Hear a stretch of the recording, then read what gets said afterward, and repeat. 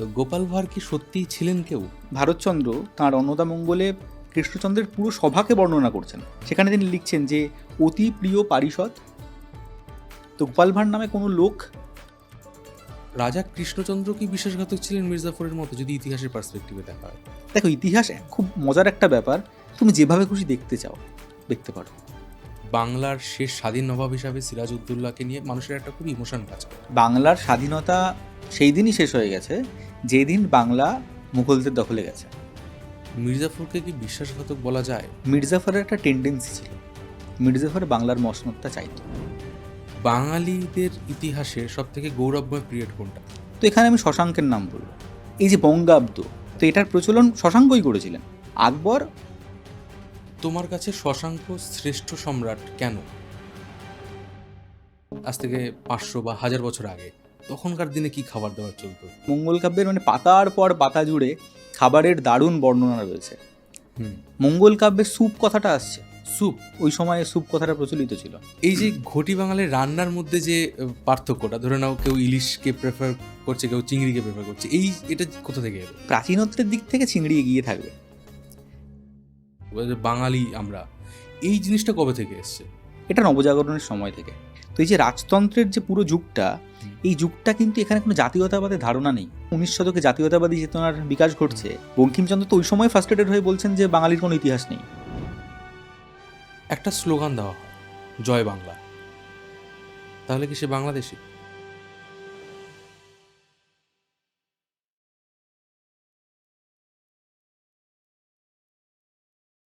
নমস্কার, আমি রয়েছি মিঠুন আপনাদের সাথে, আর আপনারা দেখছেন মিঠুন বলছি পডকাস্ট শো। আর আজ আমার সাথে রয়েছে অনির্বাণ দাস। অনির্বাণ বাংলা ইতিহাস নিয়ে অনেক কাজ করেছে, ওর চ্যানেলও আপনারা অনেকে দেখেছেন। তো আজ আমাদের একটা পরম সৌভাগ্য হয়েছে যে আজ আমরা ওকে আমাদের এই শোতে আনতে পেরেছি। তো অনির্বাণ, বলো কেমন আছো? এই তো চলছে, অনেকদিন পর, অনেকদিন ধরে আমাদের প্ল্যান হচ্ছিল আমরা বসবো একসঙ্গে, অবশেষে বসা গেছে। অনির্বাণ, তোমার কাছ থেকে আমাদের এই বাঙালি জাতির ইতিহাস জানতে চাই, যে বাঙালি জাতি কি আর্য, এর ইতিহাস কি? দেখো, সরাসরিভাবে যদি এর উত্তর দিতে হয় তাহলে বলবো না। তার কারণ হচ্ছে এই যে আর্য সভ্যতা যেটাকে বলা হয়, এটা নিয়ে অনেক ডিবেট আছে, লোকে আর্য সভ্যতা বলবে না কি বলবে ইত্যাদি। তো সেগুলো সরিয়ে রেখেই বলছি, যদি আমি এটাকে বৈদিক বা ব্রাহ্মণ্যবাদের উত্তরাধিকার ধরি, তো সেটা কিন্তু বাংলায় এসছে অনেক পরে, গুপ্ত যুগের সময় থেকে, ঠিক আছে। আর আমাদের যে বঙ্গের ভূখণ্ড, সেখানে কিন্তু অনেক দিন আগে থেকে অনেক পুরনো প্রাচীন সেটেলমেন্ট কিন্তু সেখানে ছিল।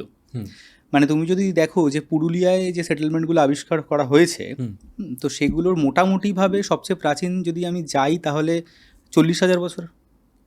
মুর্শিদাবাদকে আমরা নবাবী আমলের সূত্রে চিনি, মুর্শিদাবাদের সাগরদিঘি নির্বাচনের সময় খবরে আসে। কিন্তু সাগরদিঘি থেকেও হিউম্যান সেটেলমেন্ট আবিষ্কৃত হয়েছে, সেটা আজ থেকে 20,000 বছর আগেকার। 20,000 বছর আগে? 20,000 বছর আগেকার, ঠিক আছে। এবং এটা কিন্তু ক্যালকাটা ইউনিভার্সিটি করেছে, এরকম নয় যে এগুলোর কোনো সোর্স নেই। ক্যালকাটা ইউনিভার্সিটিতে ভিজিট করলেই দেখা যাবে, জাদুঘরেও আছে, ঠিক আছে। তো এই যে এত পুরনো, তো এখানে আর্য উত্তরাধিকার আসছে কী করে, তাই না? তুমি যদি বাঙালির জেনেটিক্স দেখো, তাহলে সেখানে পার্সেন্টেজ ওয়াইজ সবচেয়ে বেশি যেটা থাকবে সেটা হচ্ছে প্রোটো অস্ট্রালয়েডদের উত্তরাধিকার, আদি অস্ট্রাল যাদেরকে বলা হয়।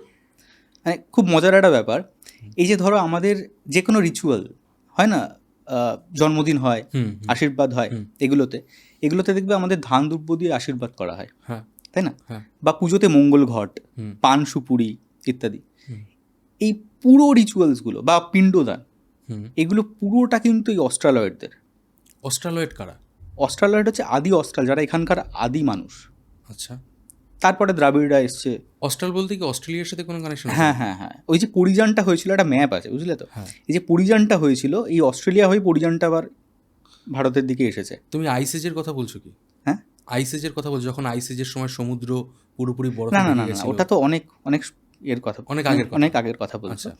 মানুষ যখন যাতায়াত করেছে, ঠিক আছে, তারা বিভিন্ন জায়গায় গেছে।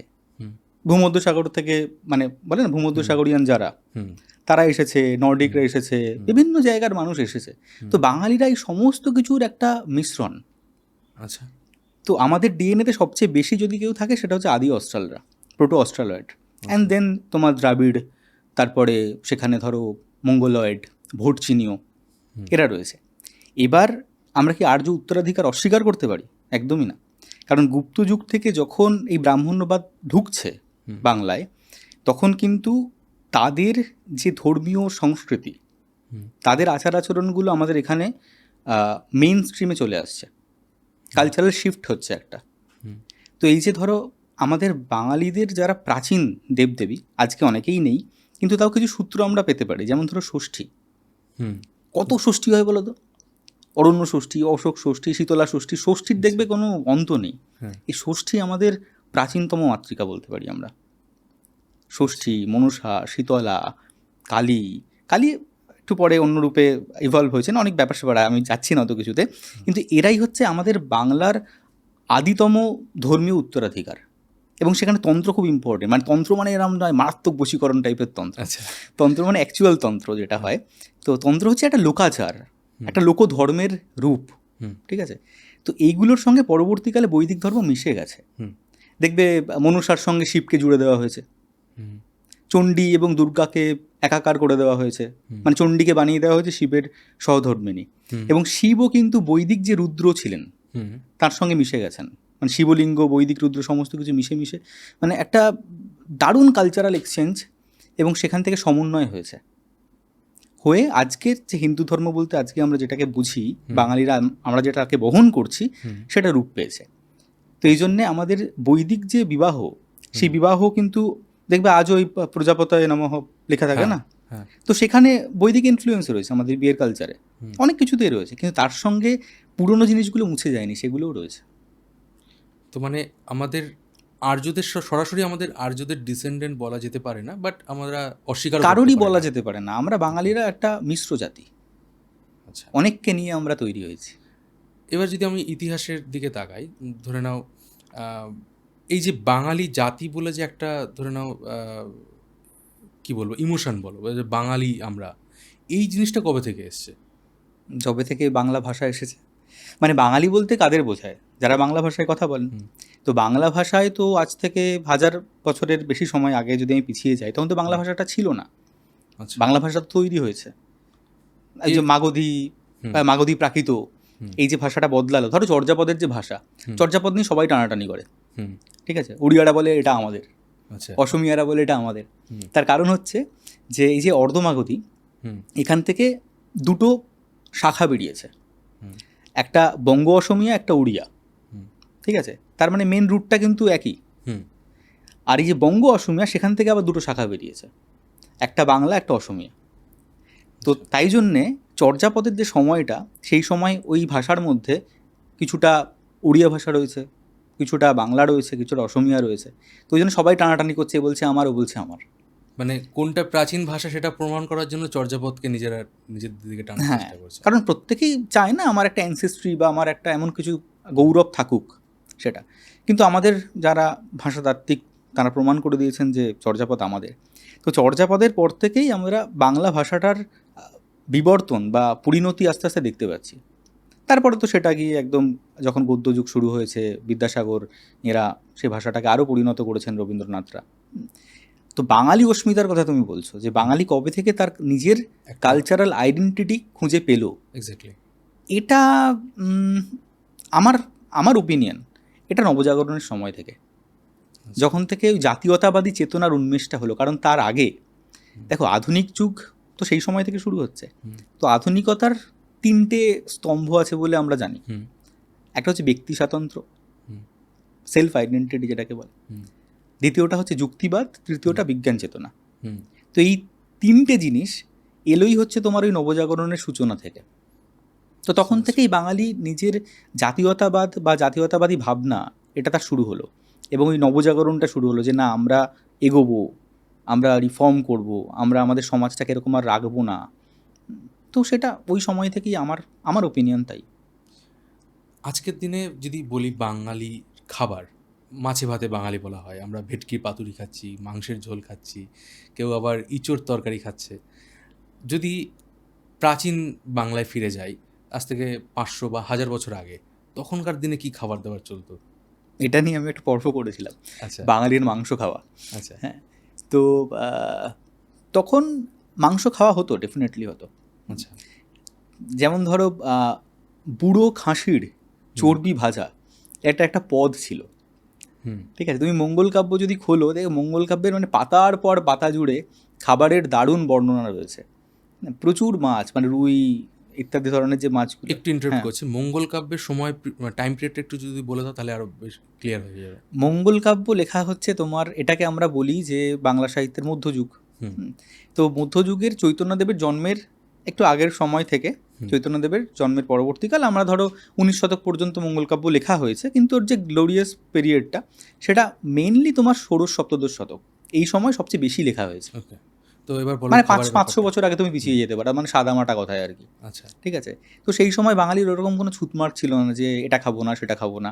আচ্ছা আর এই যে প্রোটো অস্ট্রালয়েডদের কথা বললাম, হুম এরা কিন্তু মাছ খেতে ভালোবাসতো বা মাছ খেত, এছাড়া এটা ওদের কম্পালশন ছিল বলতে পারো। হুম কারণ তুমি যদি বঙ্গকে দেখো, মানে আমি শুধুমাত্র ওয়েস্ট বেঙ্গলের কথা বলছি না, এই বঙ্গ হুম পুরো বাংলার কথা বলছি, হুম তো সেই বাংলা তো নদীমাতৃক একটা জায়গা, এবং সেখানে স্বাভাবিক প্রোটিন সোর্স সেটা তো মাছ, হুম তাই জন্য তারা মাছ খেত।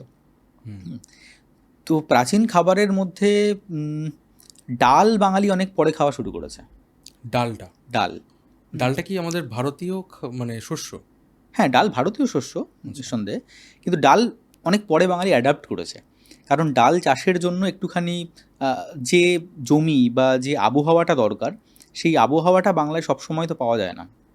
আচ্ছা বাংলায় যে আর্দ্রতা বা ভিজে মাটির সমস্যা, সেখানে ধান খুব ভালো হয়, স্বাভাবিক উদ্ভিদের মতো ধান হয়, কিন্তু ডাল চাষ সেভাবে জনপ্রিয় হয়নি, পরের দিকে হয়েছে।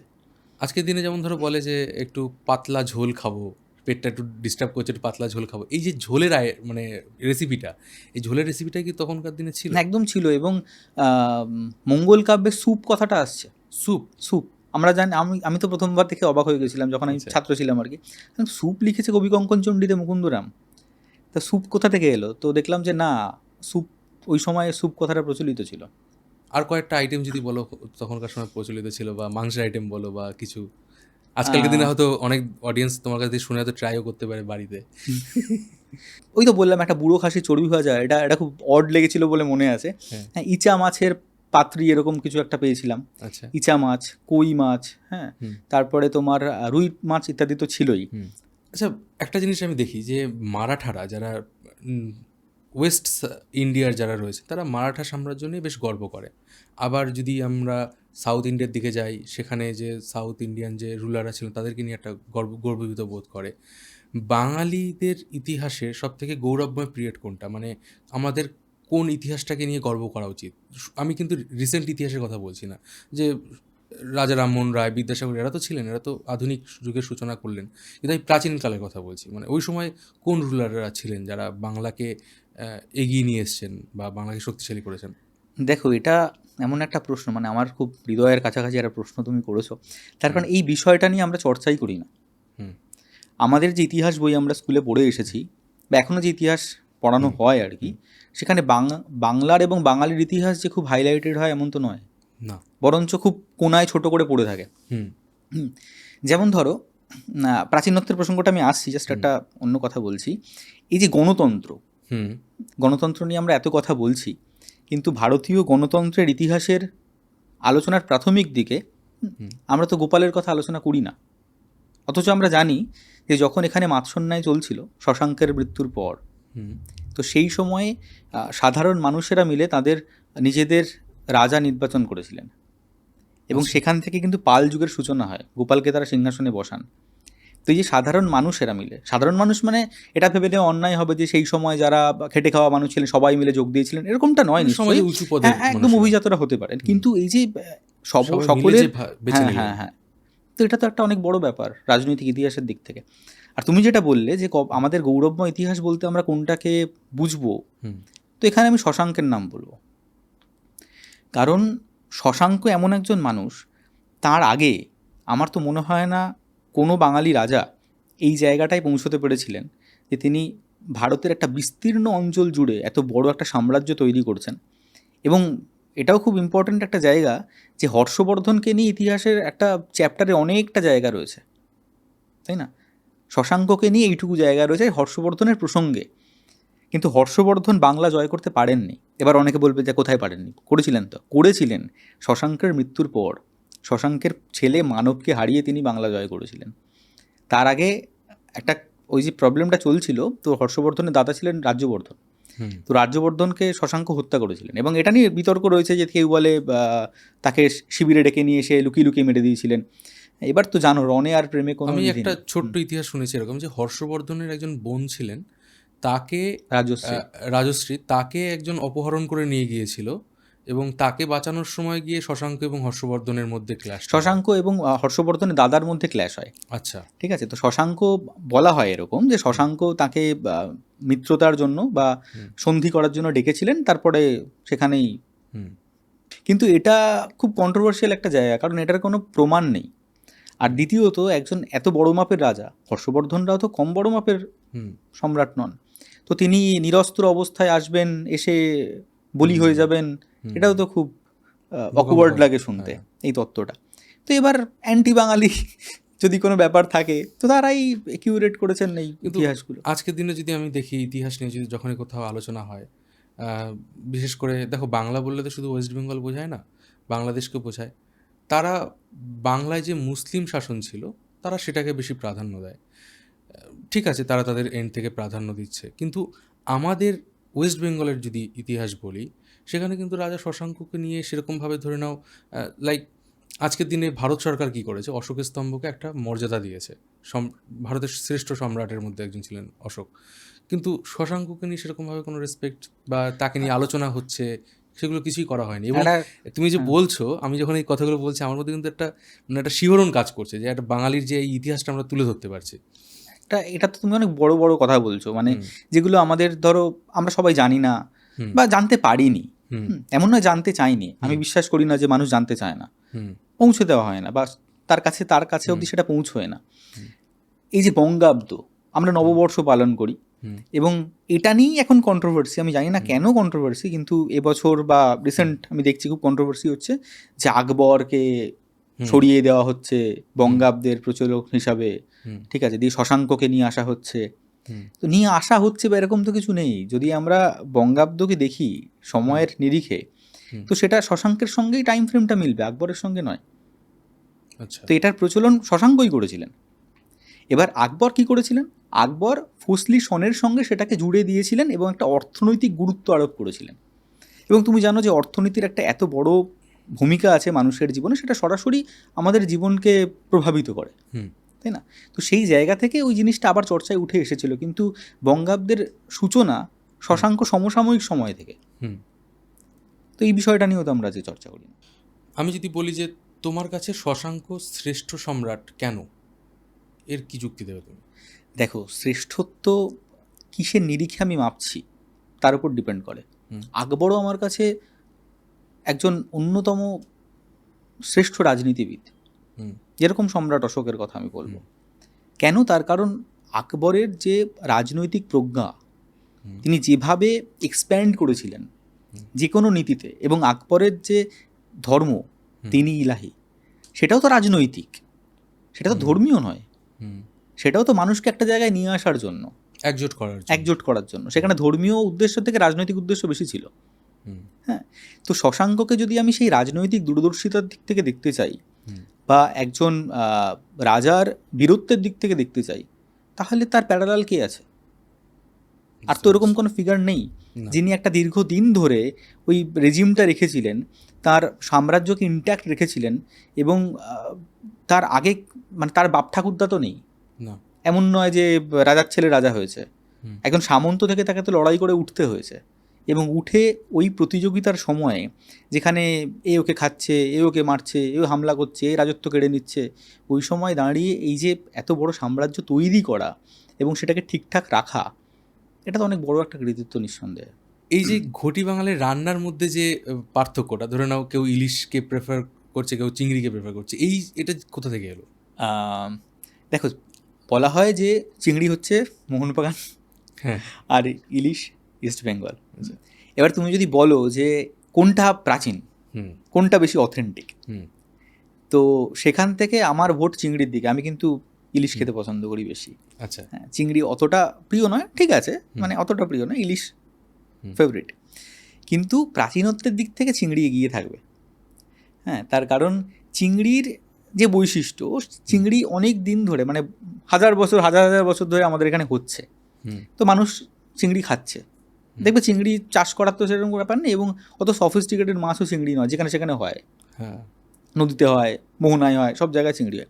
তো বাঙালি চিংড়ি মাছ অনেকদিন আগে থেকেই খেত। এবার তার ডিস্ট্রিবিউশনটা অনেক বড়, আমি যেটা বলতে চাইছি, মানে তুমি সব জায়গায় চিংড়ি পাবে। তুমি সুন্দরবনে যাও, সেখানেও চিংড়ি পাবে। তুমি প্রত্যন্ত গ্রামের ভিতরে যাও, যেখানে সমুদ্র বা এগুলোর কোনো সংযোগ নেই, সেখানেও তুমি চিংড়ি পাবে। ইভেন যে কোনো ফরেন কান্ট্রিতেও চিংড়ি পাওয়া যায়, হ্যাঁ, বড় সাইজে পাওয়া যায় হয়তো। চিংড়ির ডিস্ট্রিবিউশনটা অনেক বড়, ইলিশের কিন্তু নয়। ইলিশের উল্লেখ আমরা পাচ্ছি জিমুদ্বাহনের কালবিবেক বলে একটা গ্রন্থ আছে, সেখানে 900 বছর আগের ইলিশের উল্লেখ পাচ্ছি, কিন্তু ইলিশ কিছু স্পেসিফিক জায়গায় হয়, ওই মোহনায়, যেখানে তোমার সমুদ্র থেকে ওরা মিষ্টি জলে ঢোকে, ওই সব জায়গায় ইলিশগুলো হয়। আর আগে তো ইলিশ খাওয়ার অত চল ছিল না, তার কারণ হচ্ছে ইলিশের চলটা শুরু হয়েছে বরফ আসার পর থেকে। ট্রান্সপোর্ট করবে কি করে? ধরো কলকাতার লোকে ইলিশ খেতে চায়, কলকাতা প্রাচীন কলকাতার সময় ধরো কোনো একটা গ্রাম আছে, তো সেখানে লোক ইলিশ খেতে চায়, তো ইলিশ আসবে কোথা থেকে? পচে যাবে তো আস্তে আস্তে। এই জন্য ইলিশের প্রচলনটা ছিল না, বরঞ্চ তোমার পূর্ববঙ্গে ওই স্থানীয় এলাকাগুলোতে ইলিশ খাওয়া হতো। এটা তো গেল খাবারের কথা। এবার যদি আমি বলি ঘটি এবং বাঙালির মধ্যে ধরে নাও একটা কালচারালি বা খাবার দাবারের মধ্যে একটা ক্ল্যাশ আসে, এটা কি মানে এর কোনো কি ইতিহাস আছে? দেখো, ব্যাপারটা হচ্ছে যে আমাদের বাংলা এতটা বড়, সেখানে নানান রকম প্রদেশ রয়েছে। হ্যাঁ, তুমি যদি কলকাতার সঙ্গে মুর্শিদাবাদকে মেলাতে চাও, মুর্শিদাবাদের সঙ্গে পুরুলিয়াকে মেলাতে চাও, হবে না। দেখি প্রত্যেক জায়গার ভাষা, প্রত্যেক জায়গার আচার আচরণ, সংস্কৃতি, সমস্ত কিছু আলাদা। তো স্বাভাবিকভাবেই আমি যদি মুর্শিদাবাদের সঙ্গে চট্টগ্রামকে মেলাতে চাই, হবে না। তো ডিফারেন্স তো থাকবেই। কিন্তু আমার মনে হয় না এটা নিয়ে আলোচনা করার মতো, মানে এই আলোচনাটার কোনো মেরিট আছে, যে ঘটি ভার্সেস বাঙাল। এটা বাঙালির একটা মজা। আচ্ছা, বুঝতে পেরেছি।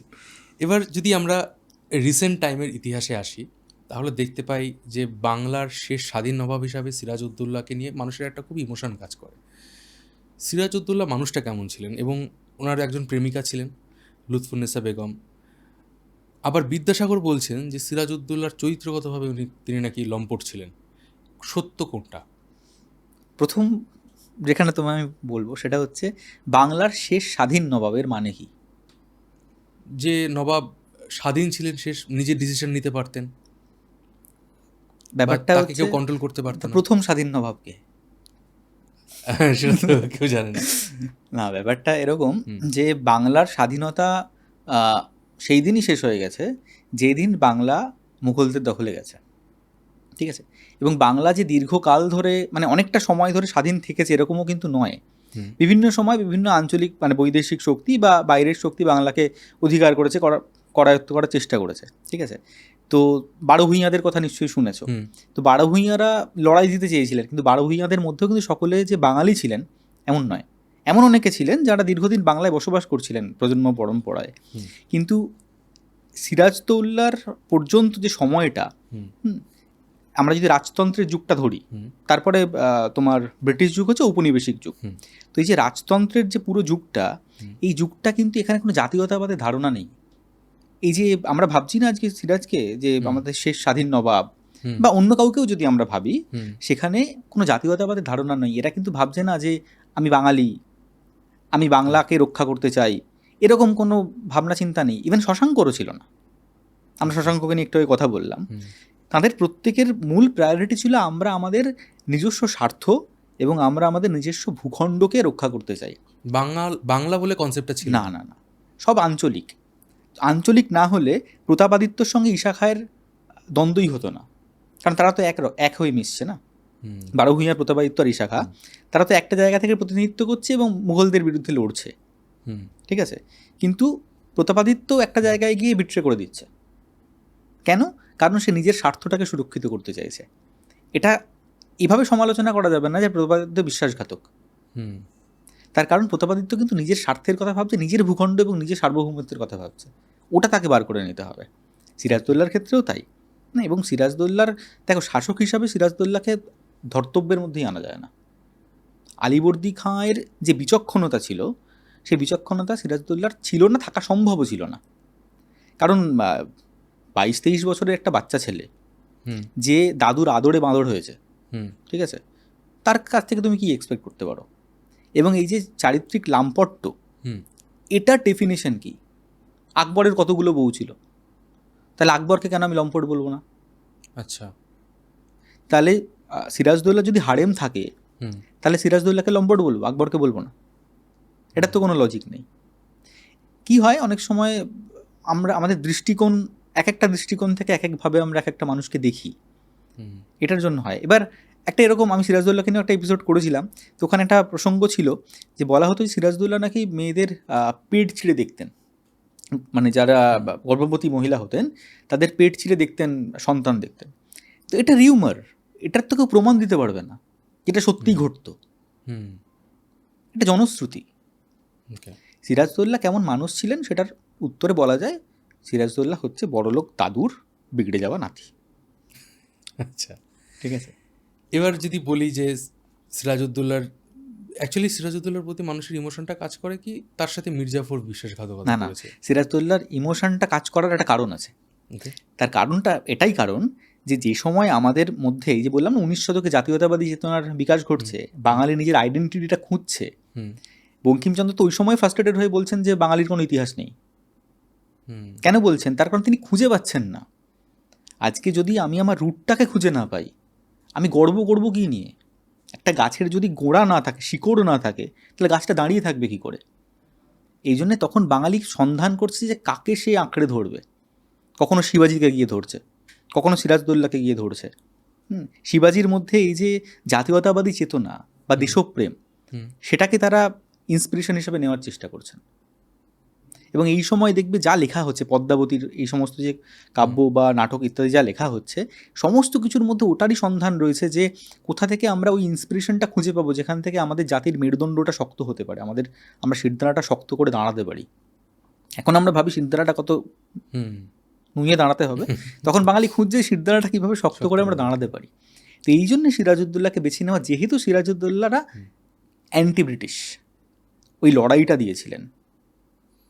আজকের দিনে যদি তুমি মুর্শিদাবাদে যাও আজও মির্জাফরের যারা বংশধর রয়েছে তাদেরকে মানুষ বিশ্বাসঘাতক হিসাবেই জানে। নিমখারাম নেমো খারাম দেউরি বলে বা বিশ্বাসঘাতক বংশ বলে পরিচয় বলে অনেকে। এবার মির্জাফরকে কি বিশ্বাসঘাতক বলা যায়? মানে তার কি কারণ ছিল? সে কি শুধু ক্ষমতার লোভেই ব্রিটিশদের বিরুদ্ধে গিয়েছিল? মির্জাফরের একটা টেন্ডেন্সি ছিল, মির্জাফর বাংলার মসনদটা চাইতো।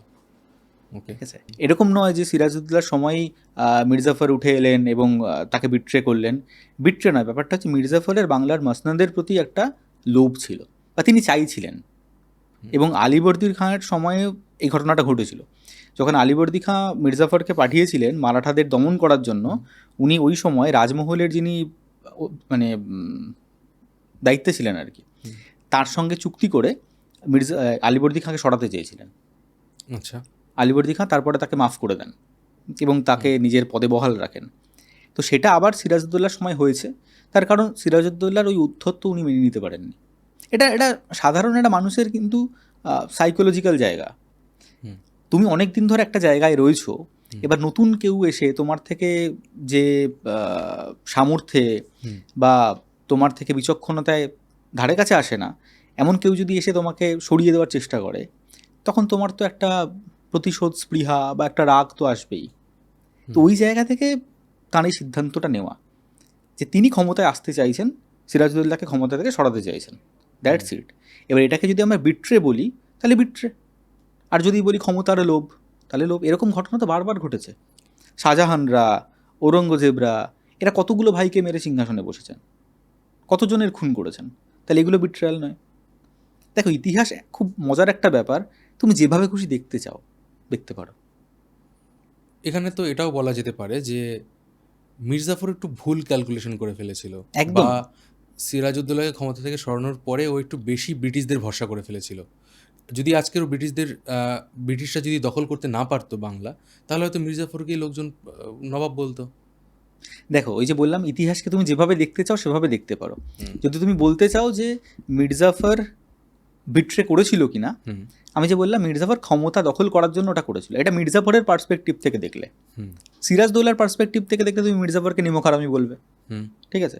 আবার যদি আজকের দিনে দাঁড়িয়ে হুম। আমরা যদি দেখি, তাহলে আমরা কি বলবো যে ব্রিটিশরা এই যে এন্ট্রি পেলো হুম বাংলায়, হুম এটা তো ওদের জন্যই পেলো।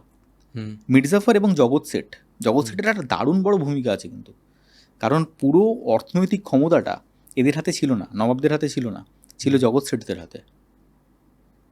ইভেন কোম্পানি পর্যন্ত জগৎ শেঠের কাছ থেকে টাকা ধার নিত। মানে জগৎ শেঠের মতো বড় ব্যাংকার, ওই যে বললাম ব্যাংকার অফ দ্য ওয়ার্ল্ড বলা হয়েছিল জগৎ শেঠ উপাধিটা, মানেই তো তাই। তো জগৎ শেঠদের যা সেই সময় নেটওয়ার্থ যেটাকে বলা হয়, সেটা ইংল্যান্ডের ব্যাংকের থেকেও বেশি ছিল সেই সময় দাঁড়িয়ে। তো তারা ভেবেছিল যে আমরা ব্রিটিশদের ইউজ করব, ওই পোষা গুন্ডার মতো হয় না অনেক সময়, যে কিছু টাকা পয়সা দিয়ে এদেরকে ইউজ করব, সিরাজকে সরিয়ে তো এরা তো আমার থেকে ধার ফার নেয়, তো একে সাইজ করতে আমার কতক্ষণ লাগবে। সিমিলার জিনিস তো একটা বাবরের সাথে হয়েছিল। বাবরকে ডেকে নিয়ে এসেছিল একজন মারাঠা রাজা, নামটা মনে পড়ছে না, রানা প্রতাপ, না সরি রানা প্রতাপ নয়, না, রানা সাঙ্গা, রানা সাঙ্গা খুব সম্ভবত। উনি ডেকে নিয়ে এসেছিল বাবরকে। পৃথ্বীরাজ কার সাথে যুদ্ধ হয়েছিল? ইব্রাহিম লোদির সাথে। লোদির বিরুদ্ধে যুদ্ধ করার জন্য ডেকে নিয়ে এসেছিল, এবং পরে দেখা গেলো কিনা বাবরই দিল্লির মসনদে বসে গেল, তখন আবার রানা সাঙ্গার সাথে যুদ্ধ হয়। তো কনসেপ্টটা খানিকটা ওই রকম, যে এদেরকে এরকম ঘটনা বারবার ঘটেছে, সুচ হয়ে ঢুকে ভালোই বেরোনোর মতো ঘটনা। তো এই কারণে আমরা মির্জাফরের ওপর এত রেগে থাকি। যদিও এটা না করতো তাহলে এটা হতো না, কিন্তু এটা যে হতো না এরকমও তো কোনো প্রমাণ নেই। সিরাজদৌল্লা ব্রিটিশদের হারাতে পেরেছিল কেন? তার ওই ম্যাসিভ সৈন্যবাহিনীর জন্য। সিরাজের কাছে যে পরিমাণ সৈন্য সামন্ত ছিল, ব্রিটিশের বাইরে থেকে এসেছিল, আর কত নিয়ে আসবে? ওরা তো নিজেদের সৈন্যও ছিল না। ওরা যখন পলাশির যুদ্ধ করতে গিয়েছিল তখন নিজেদের কিছু সৈন্য ছিল, ফরাসি সবাইকে ভাড়া করে নিয়ে গেছিল, এবং তারপরে যা লুটের মাল হয়েছিল সবাই তার থেকে ভাগটাক পেয়েছিল। তো এই যুদ্ধটা হওয়ারই কথা ছিল না, মানে এটা কোনো যুদ্ধই নয়, দাঁড়াই না জিনিস। বাংলায় যদি ব্রিটিশরা না আসতো, তাহলে নবাবরা সিরাজউদ্দৌলার হাত ধরে, বা পরবর্তীকালে যে নবাবরা আসতো তাদের হাত ধরে বাংলায় যে হিন্দু ধর্ম রয়েছে সেটা পুরোপুরিভাবে শেষ হয়ে যেত, এবং পুরো বাংলা জুড়ে মুসলিম সাম্রাজ্য প্রতিষ্ঠিত হতো। এটা কতটা সত্য? দেখো, এটা বলা যায় না, এভাবে এটার উত্তর দেওয়াটা খুব মুশকিল। তার কারণ হচ্ছে যে এরকম ঘটনা ইতিহাসে তো বারবার ঘটেছে। পাল যুগে মূল ধর্ম ছিল বৌদ্ধ ধর্ম। সেন যুগ যখন এলো তখন এখানে ব্রাহ্মণ্যতন্ত্রের যে গোড়ামি, এটা এতটাই বেড়ে গেল যে বৌদ্ধরা কর্নার হয়ে গেল। তাহলে কি বৌদ্ধ ধর্ম শেষ হয়ে গেল? সেটা তো হয়নি। সিমিলারলি তুমি মুঘল শাসনের কথা বলছো, তা মুঘল শাসন তো হিন্দু ধর্মকে নস্যাৎ করে দিতে পারেনি। শুধু বাংলার ছেড়ে দাও, বাংলার কথা আমি বলছি না, আমি শুধু ভারতের প্রেক্ষাপটে যদি ধরি, তাহলে হিন্দু ধর্ম মুছে গেছে? এটা হয়নি। তবে ব্রিটিশদের আশাটা সাপে বড় হয়েছে বলতে পারো, কারণ ব্রিটিশরা আসার পরই কিন্তু বাঙালির এই যে নবজাগরণ, জাতীয়তাবাদ, পাশ্চাত্য চেতনা, আধুনিকতা, সেগুলোর সূচনা হয়েছিল। তো সেই জায়গা থেকে আমরা তো কিছু পেয়েছি। সব কিছুই যে সবসময় খারাপ হয় এমন নয়, তার ভালো দিকও থাকে। ব্রিটিশদের তো অনেকেই হেল্প করেছিল সিরাজকে হারানোর জন্য। জগৎ শেঠ করেছিল, মির্জাফর হেল্প করেছিল। সব থেকে বেশি জায়গায় টার্গেট করা হয় এই বর্তমান রাজনৈতিক প্রেক্ষাপটে কৃষ্ণচন্দ্রকে, রাজা কৃষ্ণচন্দ্রকে। এছাড়াও কিন্তু অনেকেও তাকে সাহায্য করেছিল, বর্ধমানের রাজা, মেদিনীপুরের রাজা, এরাও হেল্প করেছিল। তো রাজা কৃষ্ণচন্দ্র কি বিশ্বাসঘাতক ছিলেন মির্জাফরের মতো, যদি ইতিহাসের পার্সপেক্টিভে দেখা হয়? দেখো, কৃষ্ণচন্দ্র অ্যান্টি সিরাজ ছিলেন, ঠিক আছে, এবং এটার পিছনে একটা কারণ তো সিরাজের এই যে স্বেচ্ছাচার বা তার উদ্ধত্ত, এগুলো একটা বিষয়। আরেকটা বিষয় ছিল যেটা আলীবর্দী খানের সময় ঘটেছিল, যে তিনি কৃষ্ণচন্দ্রকে জেলে পুরেছিলেন। যখন আলীবর্দী খানের ওপরে করের বোঝাটা চেপেছিল, যে বর্গী মারাঠাদের অনেক টাকা তাকে দিতে হবে, ওই টাকাগুলো পেন্ডিং ছিল, তো সেই টাকা তিনি কোথা থেকে দেবেন? তিনি বাংলার যে আঞ্চলিক শাসকরা ছিলেন তাদের থেকেই টাকা চেয়েছিলেন। তো কৃষ্ণচন্দ্রের কাছ থেকেও টাকা তিনি চেয়েছিলেন। কৃষ্ণচন্দ্র অনেক দিন ধরে করটর দেননি, ঠিকমতো কর দিচ্ছিলেন, অনেক টাকা তার বাকি ছিল, এবং সেই সময় তিনি 12 লক্ষ টাকা দাবি করেছিলেন আলীবর্দী খাঁ। তো কৃষ্ণচন্দ্র দিতে পারেননি বলে তার জেল হয়েছিল, জেলে অনেকদিন ছিলেন, ঠিক আছে। তো একটা রাগ ছিল। এবার প্রত্যেকেই তো চায় যে তার একটা স্বাধীনতা, স্বাতন্ত্র্য, নিজের মতো করে চলবো ইত্যাদি। আমি কেন খাজনা দেবো? আরও একটা ব্যাপার হচ্ছে এখানে ধর্মীয় একটা ব্যাপার রয়েছে, হিন্দু মুসলিম যে সেন্টিমেন্টটা। কারণ কৃষ্ণচন্দ্র একজন হিন্দু, এবং তিনি সেটা নিয়ে রীতিমতো চর্চা বলতে ওই বিষয়টাকে প্রশ্রয় দেওয়া এবং স্বাভাবিকভাবেই তিনি যে সেটা করবেন, উদযাপন করা বিভিন্ন ধরনের অনুষ্ঠান। হ্যাঁ। আর সিরাজউদ্দৌলার থেকে সেখানে একটা তো বিরূপতা থাকবেই। তো সেই জায়গা থেকে তিনি ইংরেজদের সঙ্গে গিয়েছিলেন। পরবর্তীকালে পলাশী যুদ্ধের পর ইংরেজরা তাকে অনেক পুরস্কার বা অনেক সাহায্যও করেন। এখানে আরেকটা ছোট্ট প্রসঙ্গ আসতে পারে, এই যেহেতু আলীবর্দী খাঁর কথা বললে, বর্তমানে মারাঠা এবং বাঙালদের যে ইতিহাস সে দুটোকে আলাদা করার জন্য বা কিছু রাজনৈতিক প্রেক্ষাপট থেকে দেখতে গেলে আজকের দিনে আমরা শিবাজিকে নিয়ে গর্ববোধ করি, এটা নিয়ে অনেকেই প্রশ্ন তোলে, আরে মারাঠারা তো একটা সময় বাংলায় আক্রমণ করতো, যে ওই বর্গীদের আক্রমণ। তো যদি আমি বাঙালির ইতিহাস থেকে দেখি, বর্গী আক্রমণকে কি আমাদের ঘৃণা করা উচিত, নাকি আবার অন্যদিক থেকে গিয়ে মারাঠাদেরকে আমাদের নিজেদের ইতিহাসের সাথে যে কোনো আক্রমণই তো ঘৃণ্য। আজকে আমরা যে ছড়াটা শুনি, খোকা ঘুমলো পাড়া জুড়লো বর্গী এলো দেশে, এই যে এতদিন পর্যন্ত এই ছড়াটা রয়ে গেছে, এটার কারণ ওই সাংঘাতিক ইম্প্যাক্টটা, যেখানে লক্ষ লক্ষ মানুষের মৃত্যু হয়েছিল, সেখানে খুন ধর্ষণ, মানে কি হয়নি, কি নৃশংস যে অধ্যায়, হ্যাঁ সে তুমি তো কিছুটা জানো। তো সেই জায়গা থেকে যে কোনো আক্রমণকেই ঘৃণা করা উচিত বা ধিক্কার জানানো উচিত। কিন্তু এটার সঙ্গে শিবাজিকে টেনে আনা, আমি একটা ভিডিও করেছিলাম বর্গী হানা নিয়ে, তো সেখানে এই প্রসঙ্গটাই উঠেছিল। আমি কমেন্ট বক্সে গিয়ে দেখলাম সেখানে ঝড় উঠেছে যে লোকে তাহলে শিবাজিকে নিয়ে কেন এত মাতামাতি করছেন। শিবাজি তো আর বর্গী আক্রমণ করার নেই, শিবাজির অনেক পরের ঘটনা ওটা, ঠিক আছে? তো শিবাজি তো সেটার উৎসাহও দেননি বা প্রণোদনাও দেননি, তো বর্গী আক্রমণের সঙ্গে শিবাজিকে লিঙ্ক করে দেওয়া তো ঠিক নয়। মানে বিষয়টা হচ্ছে এরকম যে আজকের ওয়েস্ট বেঙ্গল থেকে একজন গিয়ে দিল্লির কাউকে খুন করে দিল এবং সবাই দিল্লির সব লোক মিলে ওয়েস্ট বেঙ্গল সব লোককে দোষী করছে, বা আমি তুমি দিল্লিতে গেলাম আমাদের ওপর লোকে ঝাঁপিয়ে পড়লো। হ্যাঁ, তো বিষয়টা সেরকম। আচ্ছা, যখন কৃষ্ণচন্দ্রের কথা আসলো, কৃষ্ণচন্দ্রের সাথে একটা মানুষের পরিচয় কিন্তু ওতপ্রোতভাবে জড়িত, গোপাল ভাঁড়। তো গোপাল ভাঁড় কি সত্যিই ছিলেন কেউ, নাকি এটা জাস্ট একটা সাহিত্যের মাধ্যমে তুলে ধরা একটা চরিত্র? যদি তুমি মানুষ হিসাবে খুঁজতে চাও যে ইতিহাসে কোনো ব্যক্তি ছিলেন কিনা যার নাম গোপাল ভাঁড় এবং যে চরিত্রটাকে আজকে আমরা দেখি, যার সঙ্গে আমরা পরিচিত, সেই গোপাল ভাঁড় ছিলেন না। কিন্তু তুমি যদি সাংস্কৃতিক উপস্থিতি হিসেবে দেখতে চাও তাহলে গোপাল ভাঁড় ছিলেন। আমি ব্যাপারটা বলছি তোমাকে। গোপাল ভাঁড় নিয়ে আমি না একটা খুঁজছিলাম আর কি, এবং গোপাল ভাঁড় নিয়ে একটা এপিসোড করেছিলাম। তো গোপাল ভাঁড় নিয়ে যখন খুঁজতে গেলাম তখন দেখলাম কেউ বলছেন যে গোপাল ভাঁড়ের বাড়ি হচ্ছে শান্তিপুরে, কেউ বলছেন ঘূর্ণিতে। আমাদের 3টে সোর্স অ্যাভেলেবেল ছিল, একটা ক্ষিতীশ বংশাবলী চরিত, একটা নবদ্বীপ কাহিনী, একটা নদিয়া কাহিনী, ঠিক আছে? এই 3টে বইতে গোপাল ভাঁড় নিয়ে কন্ট্রাডিক্টরি তথ্য রয়েছে এবং সেই বইগুলো তো অনেক পরে লেখা। আমি যদি প্রাইমারি সোর্স খুঁজতে চাই তো কৃষ্ণচন্দ্রের রাজসভায় ভারতচন্দ্র রায়গুণাকর ছিলেন আর রামপ্রসাদ সেন ছিলেন। এই দুজনের কোনো লেখায় কোথাও গোপাল ভাঁড়ের কোনো উল্লেখ নেই। যেখানে ভারতচন্দ্র তাঁর অন্নদামঙ্গলে কৃষ্ণচন্দ্রের পুরো সভাকে বর্ণনা করছেন, সেখানে তিনি লিখছেন যে অতি প্রিয় পারিষদ শঙ্কর তরঙ্গ, খুব ক্লোজ ছিলেন শঙ্কর তরঙ্গ, অথচ গোপাল ভাঁড়ের নাম সেখানে নেই। এবার অনেকে এটা বলে কাউন্টার করতে পারেন যে গোপাল খুব প্রিয় ছিলেন রাজার, সেই জন্যে হিংসে করতেন, এই জন্যে দেননি। তো তাদের লেখালেখি যদি আমরা ছেড়েও দিই, তবুও কৃষ্ণচন্দ্রের সেই সময়, ধরো কৃষ্ণচন্দ্র কাউকে একটা জমিদান করছেন বা কাউকে কিছু দিচ্ছেন, সেই পুরো তালিকা সমস্ত কিছু নথিবদ্ধ আছে, ঠিক আছে? কিন্তু গোপাল ভাঁড়ের সম্পর্কে একটা নথি নেই সেখানে, যেখানে গোপাল ভাঁড়ের নাম রয়েছে। তো গোপাল ভাঁড় নামে কোনো লোক আমি অন্তত ইতিহাসের ট্রেস পাইনি। অনেকে দাবি করেছেন গোপাল ভাঁড় আমার দাদু ছিলেন, আবার গোপাল ভাঁড়ের বাবা আর দাদার নামটা গুলিয়ে ফেলেছেন, কেউ দাদাকে বাবা বানিয়ে দিয়েছেন। তো গোপাল ভাঁড় পুরোপুরি মানুষের তৈরি করা একটা চরিত্র এবং যুগের দাবি যিনি মিটিয়েছেন আর কি।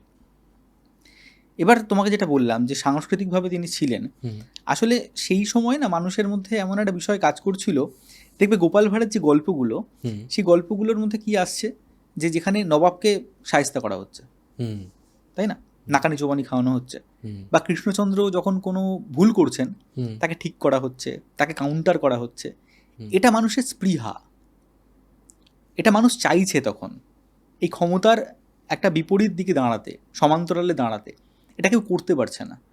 তো সেই চাহিদাটাই রূপ পেয়েছে গোপাল ভাঁড়ে। একটা মজার গল্প বলি, দাঁড়াও। বলো। গোপাল ভাঁড়ের যে গল্পগুলো প্রচলিত রয়েছে, এখন যেগুলো আমরা কার্টুন দেখি, আমি খেতে বসে এখনও গোপাল ভাঁড়ের কার্টুন দেখি, তো সেগুলো সব ভুলভাল, মানে ওর কোনো মেরিট নেই এবং ওগুলো গোপাল ভাঁড়ের গল্পই নয়, এখন যে কেউ লেখে বানানো লিখে গোপাল হচ্ছে। ভাঁড়ের নামে চালিয়ে দেয়। ঠিক আছে, এটাই আসলে গোপাল ভাঁড়ের সংস্কৃতি, মানে এটাই গোপাল ভাঁড়, এটাই ভাবে গোপাল ভাঁড়ের সৃষ্টি হয়েছে। ঠিক আচ্ছা। আছে, যেটা বলছিলাম সেটা হচ্ছে একটা গল্প ছোটোবেলায় পড়েছো কিনা আমি জানি না, আমি শুনেছিলাম যে রাজা একদিন স্বপ্ন দেখেছেন, রাজা গোপাল ভাঁড়কে বলছেন, জানো তো গোপাল, একটা স্বপ্ন দেখেছি। গোপাল বলে, কী স্বপ্ন মহারাজ? তো রাজা গোপালকে নাকাল করবেন, রাজা বলছেন যে আমি আর তুমি রাস্তা দিয়ে হাঁটছিলাম, দুপাশে দুটো পুকুর ছিল, একটা হচ্ছে গুইয়ের পুকুর, একটা হচ্ছে ক্ষীরের পুকুর। কি দেখলাম জানো? আমি ধপাস করে ক্ষীরের পুকুরে পড়ে গেলাম আর তুমি ধপাস করে গুইয়ের পুকুরে পড়ে গেলে। রাজা তো ভাবলাম আমি হেভি দিলাম। তো গোপাল বলছে, মহারাজ আপনার স্বপ্নটা ভেঙে গেছিলো, আমি তারপরেও একটু দেখেছি। বলে, কি দেখলে? বলে, দেখলাম আমরা দুজন পুকুর থেকে উঠে দুজনের গা চেটে পরিষ্কার করছি। ঠিক আছে, তো এটা গোপাল ভাঁড়ের নামে প্রচলিত একটা গল্প, কিন্তু আসল গল্পটা মানে অরিজিনাল টেক্সটটা তুমি যদি দেখো, সেখানে শুরু হচ্ছে এরকমভাবে যে মুখুজ্জে একটা স্বপ্ন দেখলাম। কে মুখুজ্জে? গোপাল ভাঁড় তো মুখুজ্জে নয়, ও তো ভাঁড় বা নাই ইত্যাদি ইত্যাদি। তো মুখুজ্জে হচ্ছেন মুক্তিরাম মুখোপাধ্যায়। ঠিক আছে, এই মুক্তিরাম মুখোপাধ্যায় নামে একজন ভাঁড় ছিলেন। আচ্ছা, ঠিক আছে, এই হাস্যান্ন উপাধিটাও পাওয়া যায় সেখানে। এই মুক্তিরাম মুখোপাধ্যায় বা আজু গোসাই, এরাই পরবর্তীকালে গোপালের বিভিন্ন গল্পে রূপ পেয়েছেন। আচ্ছা, যখন তোমার কলকাতায় প্রথম বই ছাপানোর প্রচলন শুরু হলো বটতলা থেকে, তো সেই বটতলার যারা বই ছাপাতেন তারা দেখলেন হাসির গল্পের একটা ডিমান্ড রয়েছে। তো সেখানে বীরবল, আকবর, বীরবল এসব ছাড়া তো কিছু নেই, বাঙালির তো কিছু নেই, কি হবে? তখন তারা গোপাল ভাঁড়কে তৈরি করলেন। এবং এটাও নয় যে গোপাল ভাঁড়ের চরিত্রটা তারাই সৃষ্টি করেছিলেন, সেটা মানুষ সৃষ্টি করেছিল। মানে জনশ্রুতি হয়ে যায় না অনেক সময়। বুঝতে পেরেছি। তো গোপাল ভাঁড়কে এখনকার যারা ঐতিহাসিক তারা বলছেন আরবান ফোকলোর, মানে মানুষের চাহিদা অনুযায়ী গোপাল ভাঁড়ের সৃষ্টি। এবং তুমি যে ঘটনাটা বললে যে একটা অন্য মুখুজ্জে মশাই যিনি বললেন তার কাহিনী থেকে গোপাল ভাঁড়ের গল্পটাকে অ্যাডাপ্ট করা হয়েছে। সিমিলারলি কিন্তু আমি দেখতে পাই যখন আকবর বীরবলের কাহিনী পড়ছি বা তেনালি রামার কাহিনী পড়ছি, সেখানেও ওই সেম গল্পগুলোকেই হয়তো বা আকবর বীরবল বলে চালানো হচ্ছে, তেনালি রামা বলে চালানো হচ্ছে। আজকে ছোটবেলা আমরা গোপাল ভাঁড়ের যে বইগুলো পড়তাম, বই মেলায় পাওয়া যেত না ছোট ছোট ছোটি ছোটি বই, হ্যাঁ, লাউ চিংড়ি এরকম গল্পগুলো থাকতো, সেই গল্পগুলো কিন্তু এখন কার্টুনে দেখতে পাবে না। আর এখন কার্টুনে যে গল্পগুলো গোপাল ভাঁড়ের কত গল্প থাকবে, 50-100টা, তার বেশি তো নয়। আমি এক্স্যাক্ট নাম্বারটা জানি না, কিন্তু 100 তো নয়। এখন প্রতিদিন সোনিয়ার একটা করে গোপাল ভাঁড়ের কার্টুন ছাড়ে, কোথায় পায়? নিজেরা লেখে। বুঝতে পেরেছি। আচ্ছা, তোমার মতে শ্রেষ্ঠ বাঙালি কে? বিবেকানন্দ, বিদ্যাসাগর, রবীন্দ্রনাথ আর রাজা রামমোহন রায়? এরা প্রত্যেকেই তো আলাদা আলাদা ক্ষেত্রে কাজ করেছেন, তাই না? যদি ধর এরকম প্রশ্ন হয় যে জগদীশচন্দ্র বসু সেরা না রবীন্দ্রনাথ ঠাকুর সেরা, তাকে বলবে তুমি? বুঝতে পেরেছি। একজন বিজ্ঞানের ক্ষেত্রে পথ কাটছেন বা সত্যেন্দ্রনাথ বসু, আর একজন সাহিত্যের ক্ষেত্রে, সাহিত্য, সমাজ ইত্যাদির ক্ষেত্রে। তো এরা প্রত্যেকেই নিজের নিজের ক্ষেত্র থেকে কাজটা করেছেন, কিন্তু যারা প্রথম কাজটা করেছেন তাদের কাজ অনেক বেশি কঠিন ছিল। যেমন ধর বিদ্যাসাগর বা রামমোহন যে জায়গাটা দেখেছেন বা যে সময়টায় তারা কাজটা শুরু করেছেন, আর পরবর্তীকালে তাদের উত্তরাধিকার বহন করে যারা কাজটা করতে এসেছেন, তো সেই জায়গাটা একটু বেশি টাফ বলে আমার মনে হয়। আজকের দিনে একটা কনসেপ্ট দেখা যায় যে বাংলায় হিন্দি আগ্রাসন হচ্ছে। হিন্দি মানে যারা হিন্দি কথা বলে তারা বাঙালির সব জায়গা ভাগা সব কেড়ে নিচ্ছে। কিন্তু আমরা যখন ওই ধরে নাও 60-70 দশকে যে বাংলা মুভিগুলো হয়েছে, সেখানেও দেখতে পাচ্ছি যে অনেকে হিন্দিতে কথা বলছে, কুলিরা হিন্দিতে কথা বলছে, বা কোথাও একটা দোকান রয়েছে সেখানে হিন্দিতে রয়েছে। তো এটা কি আগ্রাসন, নাকি শুধুই বলতে পারো যে একটা মানে রং লাগানো হচ্ছে? ফাদারকে কি বলো বাংলায়? বাবা। বাবা শব্দটা কোথা থেকে এলো? বাঙালির শব্দ তো নয়। আচ্ছা, তাই না? তো এরকম আমরা যা ব্যবহার করি, আদালত, ঠিক আছে, দস্তুর, দপ্তর, হ্যানা ত্যানা, যা প্রচুর প্রচুর মানে লক্ষ লক্ষ শব্দ আছে, হাজার হাজার শব্দ আছে, লক্ষ লক্ষ বললে বলবে এখন লিস্ট দাও। তো বাংলা ভাষার মধ্যে প্রচুর আরবি, ফার্সি, সংস্কৃত এরকম শব্দ রয়েছে, ইংরেজি। আজকে তুমি হাফ শার্ট পরে আছো, আমি ফুল শার্ট পরে আছি, বা আমি ফুল হাতা জামা পরে আছি, তুমি হাফ হাতা জামা পরে আছো। তো এই শব্দটাও কি বাংলা শব্দ? হাফ শব্দটা তো নয়, ইংরেজি শব্দ। হাতাটাও নয়। আচ্ছা, তো আজকে আমরা ওটা দেখতে পাচ্ছি। দেখো, এটাকে না ভাষা খুব প্রাণবন্ত একটা প্রবাহ, যেখানে যা খুশি হতে পারে। তুমি এটা ঠিক করে দিতে পারো না যে তুমি এই কথাটা বলবে না। আজকে আমরা কিন্তুর জায়গায় বাট বলি। অনেকে বলে কেন কি। কেন কি? কেন কি তো বাংলাই নয়। হ্যাঁ। এবার তুমি যদি বোঝাতে চাও বা ঢোকাতে চাও এটা, না কেন কি বলবেন না, কেন কি বলবেন না, এটা এভাবে হবে না। তোমাকে মানুষকে সচেতন করতে হবে, মানুষের মধ্যে সেই মমত্বটা জাগাতে হবে। এটা একমাত্র উপায়। তার উপর কোনো ফরমান জারি করা, এই যে ফরমান জারি, বাংলাই নয়। কিন্তু শুনলে মনে হবে আমি ফরমান ফতোয়া বাংলা যেন বলছি, তাই না? যদি সেই অ্যাঙ্গেল থেকে বলা হয়, আজকের দিনে তো বাঙালি বলতে সব থেকে বেশি বাঙালি থাকে আমাদের পশ্চিমবঙ্গে, বাংলাদেশে, ত্রিপুরা, আসামে কিছু থাকে। যদি বলি যে বাঙালি সংস্কৃতির ধারক বাংলা ভাষাকে কারা এগিয়ে নিয়ে যাচ্ছে, কারা মানে কোন রিজিয়নের লোকেরা? কোন রিজনের লোকেরা বাংলা ভাষাকে এগিয়ে নিয়ে যাচ্ছে? দেখো, এখানে আমি একটু অন্যভাবে অ্যান্সারটা দেবো। আমার মনে হয় যারা বাংলার সংস্কৃতিকে, ভাষাকে বা বাঙালিত্বকে এগিয়ে নিয়ে যাচ্ছেন বা যাবেন, তারা বাঙালি। কারণ আমি যদি বাঙালি হই, বাঙালি মানেই বাংলা কথা বলে তো সবাই বাঙালি। তুমি বাংলা কথা বলো, আমি বাংলা কথা বলি, রাস্তায় বেরোবে সবাই বাংলায় কথা বলছে। এখানে কতজন আর হিন্দিতে কথা বলে? বাংলায় কথা বলা এক জিনিস, কিন্তু সেই ভাষাটার প্রতি মমত্ব বোধ করা, সেই সংস্কৃতিটাকে ভালোবাসা, আজকে ধরো চর্যাপদ থেকে শুরু করে এই এত হাজার হাজার লোক, তুমি যাদের নাম এক্ষুনি বললে কাকে শ্রেষ্ঠ বলবো, তার কারণ প্রত্যেকেই শ্রেষ্ঠত্বের দাবিদার। তারা জীবন দিয়েছেন বাংলায়, বাংলার জন্য, কেউ ভাষার জন্য, কেউ জাতির জন্য, হ্যাঁ, বিভিন্ন ক্ষেত্রে। তো সেই উত্তরাধিকারগুলোকে যদি আমরা বাঁচিয়ে রাখতে না পারি, সেগুলোর প্রতি যদি আমরা যত্নশীল না হই, আমাদের প্রতিদিনের জীবনে আমরা যদি বাঙালিত্বকে সেলিব্রেট না করি, তাহলে আমি বাঙালি নই, তাহলে আমি বাংলাকে বাঁচিয়ে রাখতে পারবো না। আজকে তুমি ভাষার কথা বললে একটু আগে, তো আমি কি কথা বলতে গিয়ে যে আজকে এতক্ষণ ধরে আমরা আলোচনা করছি, আমি বাংলা বলছি না, মানে আমি হিন্দি বা ইংরেজি বলছি না, বলছি, প্রচুর শব্দ ব্যবহার করছি। কারণ কিছু করার নেই, এটা আমাদের এখনকার ভাষা, এটাকে মেনে নিতেই হবে। আমি কি পিৎজা বার্গার খাবো না? আমার তো ডোমিনোজের পিৎজা খেতে দারুণ লাগে, আমি খুব ভালোবেসে খাই। আমার বাড়িতে সকালে অনেক দিন ব্রেকফাস্টে ধোকলাও হয়, আবার আমি চিড়ের পোলাও খেতেও খুব ভালোবাসি। ধোসাও হয়। হ্যাঁ, না ধোসা বাড়িতে হয় না, আচ্ছা, বানানোটা একটু টাফ। এই ধরনের ব্যাপার। তো খাওয়া নিয়ে তো আমার কোনো ছুতমার্ক নেই। বিরিয়ানি খেতে আমার দারুণ লাগে, তো বিরিয়ানি খাওয়াটাই তো বাঙালির নয়। মানে কালচারের মধ্যে ইন্টিগ্রেশন, মানে একটা ইনক্লুশন হবে, একটা নতুন জিনিস হবে, কিন্তু আমাদেরকে সচেতনভাবে এটাকে রক্ষা করতে হবে। আমাদের বাঙালিত্বটাকে আমাদের বজায় রাখতে হবে। দেখো পৃথিবীতে যত জাত তুমি দেখবে না, যত জাত প্রোগ্রেসিভ, যারা এগিয়ে চলেছে সামনে, তারা প্রত্যেকে কালচারালি কনজারভেটিভ। কনজারভেটিভ মানে এটা নয় যে উগ্র গোঁড়ামি। কনজারভেটিভ মানে নিজের জিনিসটাকে বাঁচিয়ে রাখা, রক্ষণশীল হওয়া। আমরা রক্ষণশীলতার একটা বাজে মানে করে দিই। রক্ষণশীল মানে আমি আর বাইরের দরজাটা বন্ধ করে দেবো। তাহলে সেই দরজাটা তো কেউ বন্ধ করতে চাননি। রামমোহন রায়কে আমরা বলি প্রথম আধুনিক মানুষ।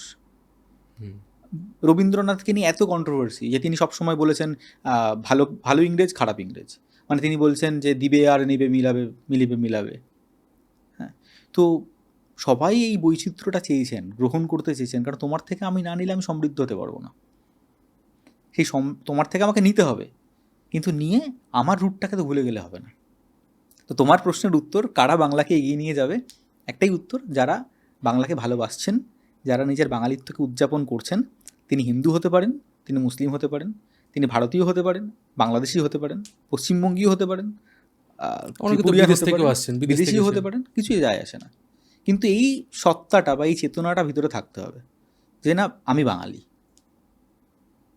তুমি যেভাবে বাংলার কথা বললে যে বাঙালি সত্তাটাকে আমাদের ভুললে চলবে না, এর পিছনে একটা আরও মানে কথা বলা যায় যে আমাদের ইতিহাস ভুললে চলবে না, ইতিহাসকে সবসময় মনে রাখতে হবে। কিন্তু আজকালকার দিনে দেখা যাচ্ছে একটা কন্ট্রোভার্সি হচ্ছে যে মুঘলদের ইতিহাস আমরা পড়ব না, বা মুঘলদের ইতিহাস আমাদের সত্য ইতিহাস নয়, বা ওভার গ্লোরিফাইড করা হচ্ছে মুঘলদের ইতিহাসকে। তো তোমার কি মতামত? মানে মুঘলদের ইতিহাস কি, মুঘলরা কি বহিরাগত আমাদের ভারতে? সবাই বহিরাগত। এই যে তুমি প্রথম দিকে প্রশ্ন করলে না, আমরা কি আর্যদের উত্তরাধিকার, এই যে বৈদিক সংস্কৃতি, এটা খুব কন্ট্রোভার্সিয়াল যে আর্যরা বাইরে থেকে এসেছে কি আসেনি ইত্যাদি ব্যাপারে আমি ঢুকছি না। কিন্তু বৈদিক সংস্কৃতি বাংলার প্রেক্ষাপটে তো বহিরাগত, একদম। ভারতে সেটা ছিল, কিন্তু বাংলায় যখন এসেছে গুপ্ত যুগে, সেটা বাইরে থেকে এসেছে, তাহলে বহিরাগত, তাই না? তো এদিক থেকে দেখতে গেলে সবাই বহিরাগত। কিন্তু ইতিহাসকে তুমি অস্বীকার করবে কি করে? আজকে মুঘলরা এত বছর ধরে ভারতে শাসন করেছে, হুম আজকে মুঘলরা এতদিন লড়াই করে বাংলা দখল করেছে, তাই না? এখানে তারা সুবাদার নিয়োগ করেছে, এখানে তারা জায়গিরদার তৈরি করেছে, এখান থেকে এবং বাংলা মুঘল রাজত্বের ক্ষেত্রে একটা ভিত্তি বলা যেতে পারে, অর্থনৈতিক ভিত্তি। মুঘল যত রাজস্ব তারা সংগ্রহ করতো না, তার সবচেয়ে বেশিটা যেত বাংলা থেকে। এই তাজমহল এগুলোতে বাঙালির প্রচুর অবদান রয়েছে, কারণ টাকাটা বাংলা দিয়েছে।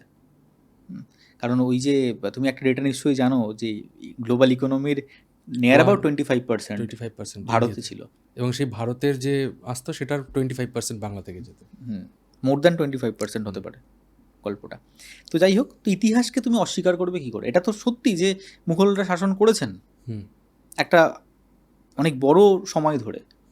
তো সেই ইতিহাস পড়বো কি পড়বো না সেটা মানুষের পছন্দ, কিন্তু ইতিহাস তো জানা উচিত। এবার আরেকটা কি বলছিলে তুমি, বলো। যে আমাদের কি এই মোগলদের ইতিহাসটাকে কি ওভার গ্লোরিফাই করা হয়, মানে অতিরঞ্জিতভাবে দেখানো হচ্ছে কিছু? দেখ, আমি শুরুতেই বললাম যে বাঙালির ইতিহাস চর্চা বাঙালি করে না। বঙ্কিমচন্দ্র বলিয়াছিলেন বাঙালির ইতিহাস নাই, এই নিয়ে আমরা রচনা লিখেছি, অনেক জায়গায় ডিবেটে শুনেছি, অনেক কথা হয়েছে, কিন্তু বাঙালির ইতিহাস বাঙালি চর্চা করছে কি? ছোট ছোট বয়স থেকে করছে না। আজকে আমার ইচ্ছা আছে, আমি জানতে চেয়েছি বলে জানছি, তোমার রুচি হয়েছে তাই তুমি আমাকে প্রশ্ন করছো, আমরা এই আড্ডাটা মারছি।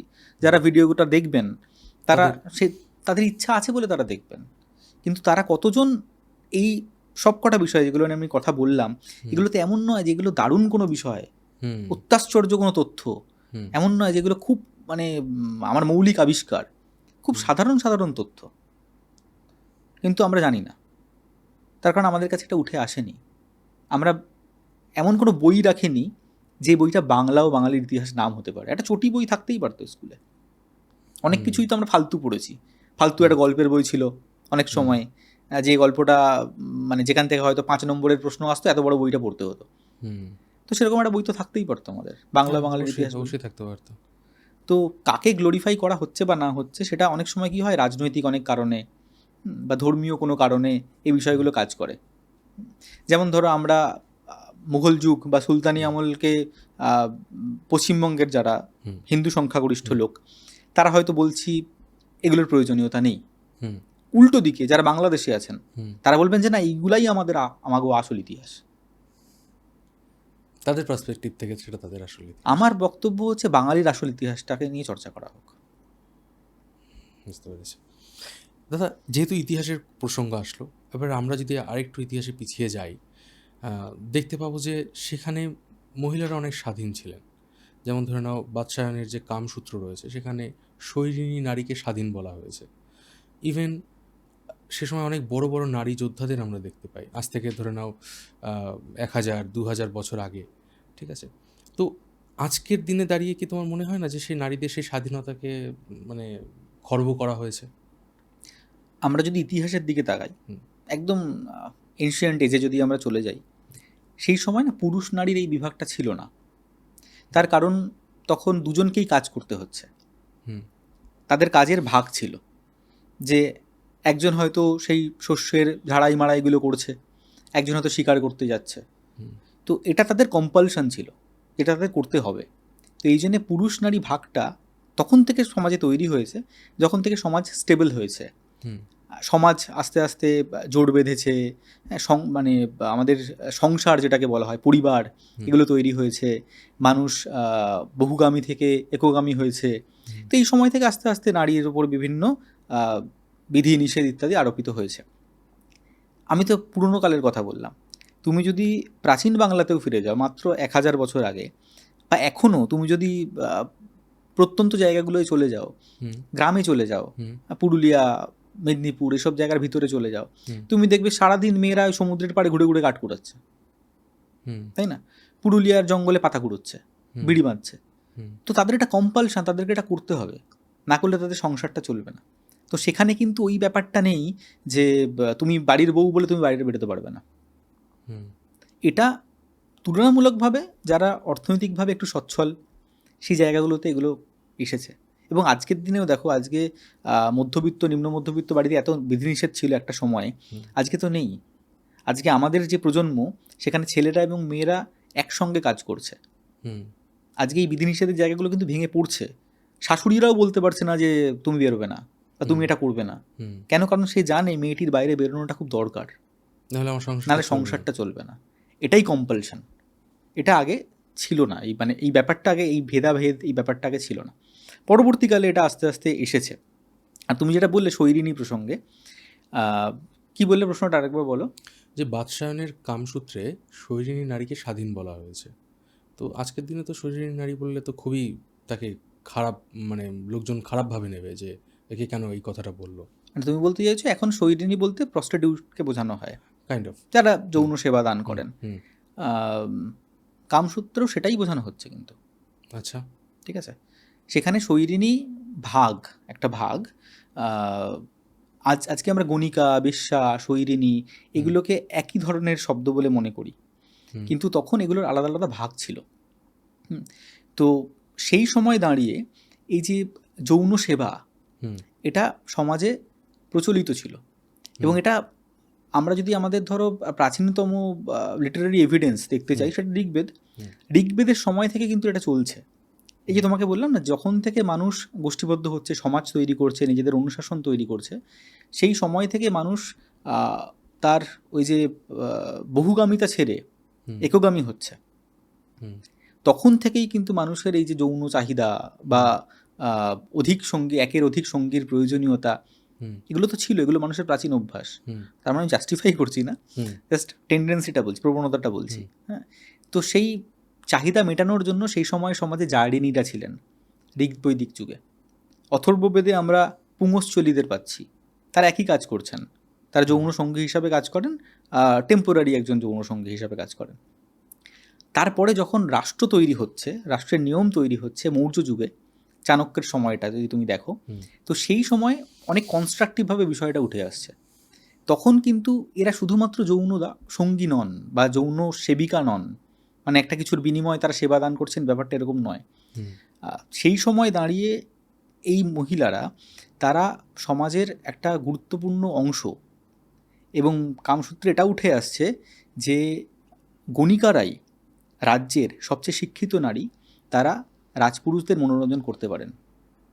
আচ্ছা, কিন্তু মজার ব্যাপারটা লক্ষ্য করো, সবচেয়ে শিক্ষিত নারী তারা রাজ্যের কাজে অংশগ্রহণ করেন, গুপ্তচর বৃত্তি করেন, রাজাকে পরামর্শ পর্যন্ত দেন কি করতে হবে, কিন্তু তারা রাজার মনোরঞ্জন করেন। রাজার কিন্তু অর্ধাঙ্গিনী হতে পারেন না, পরিবারে ঢুকতে পারেন না। এই ব্যাপারটার ফারাক ছিল। এবং সেই সময় তুমি যদি দেখো, আম্রপালির মতো যারা গণিকা, তারা কিন্তু একদম রাজগণিকা। তাদের প্রভাব, প্রতিপত্তি, অর্থ এগুলো চূড়ান্ত লেভেলে, এবং সামাজিক সম্মান এরা সেটা ভোগ করতেন। তাদের নিচে থাকতেন যারা, তাদেরকে আমরা বলতে পারি রূপাজীবী। ঠিক আছে, তারা এদের থেকে একটু ডাউন গ্রেডের আর কি। আর তারও নিচে ছিলেন বেশ্যারা, যাদের অবস্থা আজকে যারা এই ব্যবসাটার সঙ্গে জড়িত, তাদের মতো। তো সুতরাং সমাজে ভাগ তখনও ছিল। তুমি যদি এই পার্সপেক্টিভ থেকে দেখো, মানে যারা যৌন ব্যবসার সঙ্গে জড়িত বা যৌন সেবা দান করেন, তাহলে আজকে যাদেরকে আমরা দেখি, সেই অবস্থাটা তখনও কিছু নারীর ছিল, আবার তার থেকে ভালো অবস্থাতেও কেউ কেউ ছিলেন। কিন্তু শৈরিনীরা তাদের মধ্যে ছিলেন যারা নিজেরা সঙ্গী নির্বাচন করতে পারতেন, তাদের একটা অর্থনৈতিক স্বাধীনতা ছিল, প্রতিপত্তি ছিল, একটা সামাজিক সম্মানও ছিল। এবং তখন আইন কানুনও অনেক তাদের ফরে ছিল আর কি, মানে এটা করা যাবে না, ওটা করা যাবে না, কারোর সঙ্গে বলপূর্বক কিছু করা যাবে না, এই সমস্ত নিয়ে তার দণ্ড ফণ্ড এই সমস্ত অনেক কিছু ছিল। লাস্ট আর একটা প্রশ্ন আমি তোমার কাছে করব, সেটা একটু রাজনৈতিকই হবে প্রশ্নটা। যেহেতু আমরা বাংলায় থাকি, মানে পশ্চিমবঙ্গে থাকি, যারা বাংলাদেশে থাকে তারাও বাঙালি, একটা স্লোগান দেওয়া হয় জয় বাংলা। আবার যারা মারাঠায় থাকে তারা বলে জয় মহারাষ্ট্র। ঠিক আছে, তো আমাদের বাঙালিরা, আমরা যদি পশ্চিমবঙ্গবাসীরা যদি জয় বাংলা বলি, তাহলে কি সে বাংলাদেশি? এটার কোনো মানে হয়? আজকে আমি বলছি আমি বাঙালি, হুম আমি বলছি আমি বাংলা ভাষায় কথা বলি, হুম আজকে আমি এতক্ষণ ধরে যা বললাম তার নির্যাস সেটাই তো, যে আমি বাঙালি হিসাবে গর্বিত এবং আমি চাই বাংলার ইতিহাস, বাংলার সংস্কৃতি এসব নিয়ে আপনারাও চর্চা করুন, হুম তাই তো? তাই বাংলা নিয়ে এত কথা বলছি, তাহলে জয় বাংলা বলতে আমার অসুবিধাটা কোথায়? অসুবিধাটা এখানেই, যখন সেখানে কোনো চিহ্ন খোঁজা হচ্ছে। হুম এর বাড়িতে কি রামের পুজো হয়? হুম তার মানেই কোনো গণ্ডগোল আছে। তার মানে এই জয় বাংলা বলছে কেন? তার মানেই কোনো গণ্ডগোল আছে। তো এটা মানুষের প্রবণতা। এই যে আমরা এতক্ষণ আলোচনা করলাম যে ইতিহাসের অনেক দৃষ্টিকোণ থাকতেই পারে। তুমি মির্জাফরের দিক থেকে দেখতে গেলে তুমি মনে হবে মির্জাফর ক্ষমতা দখল করতে চাইছেন। তুমি সিরাজের দিক থেকে দেখতে গেলে তাকে তুমি নিমক হারাম বলবে। তুমি এখনকার দিক থেকে দেখতে চাইলে তুমি বলবে যে মির্জাফর খাল কেটে কুমির এনেছিলেন। তো এরকম ব্যাপার, তুমি যেভাবে খুশি দেখতে চাও। কিন্তু আমার তো ব্যক্তিগতভাবে মনে হয় না তাতে কোনো সমস্যা আছে। আর কোনো শব্দ কেউ কিনে নিয়েছে, এটা তো হতে পারে না। তা তো হতে পারে না। তো আজ আলোচনা খুব ভালো হলো এবং অনেক কিছু জানতে পারলাম অনির্বাণের কাছ থেকে, এবং আপনারা যদি ভবিষ্যতে এরকম আরও তথ্য জানতে চান আমাদের কমেন্ট সেকশনে অবশ্যই জানাবেন। অনির্বাণ, কেমন লাগলো তোমার আজকে আলোচনা করে? দারুণ, আড্ডা মারতে তো খুব ভালো লাগে। হ্যাঁ, একদম মানে খুব সুন্দরভাবে আলোচনা হয়েছে। অনেক যে প্রশ্নগুলো আমার মাথায় ছিল, অনেক দিন ধরে ঘুরছিল, সেগুলো আজকে ওর কাছ থেকে জানতে পারলাম। খুব ভালো লাগলো। আপনারা যদি জানতে চান যে শ্রীরামচন্দ্রের বিষয়ে একটা আজকালকার দিনে খুব কন্ট্রোভার্সি হচ্ছে যে তিনি কি আদৌ আমিষ খেতেন কি না, এই বিষয়ে এবং শ্রীরামচন্দ্রের রামায়ণের বিভিন্ন তথ্য নিয়ে আমরা আলোচনা করেছি এই পডকাস্টটায়। আপনারা চাইলে পডকাস্টটা গিয়ে দেখতে পারেন, লিঙ্ক ডিসক্রিপশন বক্সে দেওয়া থাকবে। তো দেখা হবে পরের ভিডিওতে। ততদিন ভালো থাকবেন, সুস্থ থাকবেন, আর আমি ছিলাম মিঠুন আপনার সাথে।